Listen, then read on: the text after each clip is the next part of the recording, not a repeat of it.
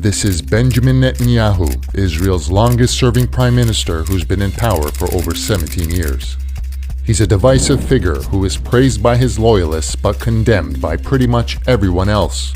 Behind his iron grip on Israeli politics lies a long history of scandals that leads up to his current situation, one in which he is facing multiple corruption charges in 3 separate cases filed in 2019, which include allegations of bribery, fraud, and breach of trust. Add to that the recent accusations of war crimes he's charged with for leading Israel's genocidal war on Gaza, which has killed over 46,000 Palestinians, mostly women and children. These accusations are so serious that the International Criminal Court issued an arrest warrant for him. Critics say Netanyahu has been using Israel's Gaza offensive as a means of pivoting away from his legal troubles that could potentially end his government coalition and land him in jail. Here's a timeline of scandals Netanyahu has been involved in.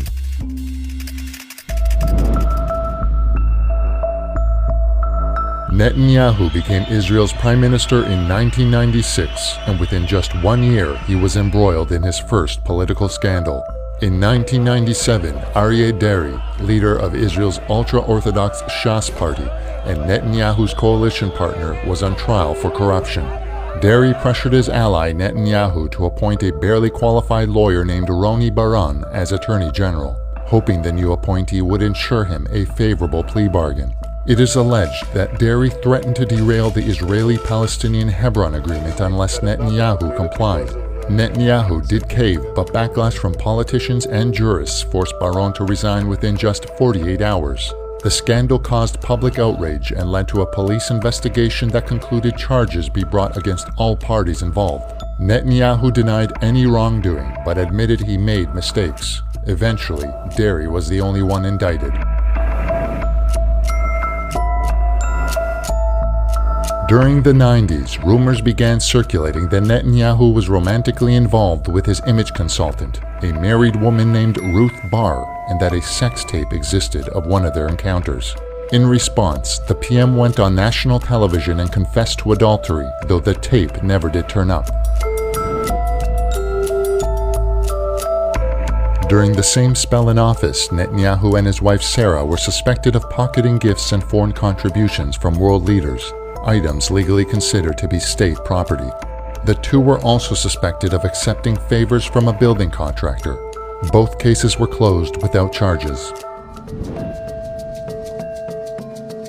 Netanyahu was suspected of double-billing travel expenses and using state funds to cover his personal travel during the 2000s, while he was finance minister and opposition leader. After a drawn-out investigation, the case was dismissed.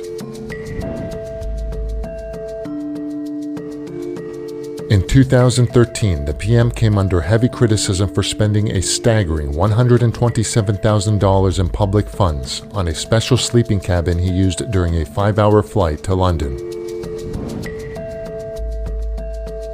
An official expense report from 2015 revealed how Netanyahu and his wife spent more than $600,000 of Israeli public funds on a 6-day trip to New York, including $1,600 on a personal hairdresser. That same year, he also racked up a $2,700 tab at an ice cream parlor in West Jerusalem. While these incidents didn't lead to charges, they contributed to Netanyahu's scandal-tainted image. In 2019, 3 separate corruption cases were filed against Netanyahu. These included charges of bribery, fraud, and breach of trust. Netanyahu and his wife currently face charges of fraud and breach of trust. They stand accused of receiving lavish gifts like cigars, champagne, and jewelry worth $192,000 from billionaires Arnon Milchan and James Packer in exchange for political favors like tax breaks, contracts for illegal settler projects, and increased state support for their businesses. Netanyahu faces charges of fraud and breach of trust for allegedly making a deal with Yedioth Ahronoth newspaper owner Arnon Moses in exchange for legislation to limit the growth of rival paper Israel Hayom. Finally, Netanyahu stands accused of granting regulatory favors to Israeli telecoms company Bezeq in exchange for positive coverage of him and his wife on a news website controlled by its former chairman. The benefits reportedly included mergers and financial gains. In this case, he faces charges of fraud, breach of trust, and bribery. According to critics, Netanyahu has leveraged his power to avoid accountability. He denies any wrongdoing and calls the charges an orchestrated coup attempt by rivals and the media to remove him from office. His allies like Finance Minister Bezalel Smotrich and National Security Minister Itamar Ben-Gvir remained behind him. He even went as far as pushing for judicial reforms to alter the relationship between Israel's parliament and its judicial system. The reforms would allegedly allow Netanyahu to influence judge appointments, which would potentially help him dodge convictions. However, the move caused the Israeli public to lose confidence in him and sparked nationwide protests, leading Israel's Supreme Court to intervene. Many critics say that Netanyahu used Tel Aviv's war on Palestine's Gaza as a way to delay his court proceedings. They argue that by prolonging the war, the PM distracted the public and media from his legal jeopardy. Netanyahu now faces possible prison time in Israel and arrest abroad over war crimes. After years of evading consequences, can he keep slithering away, or is this the end of the road for the scandal-ridden PM?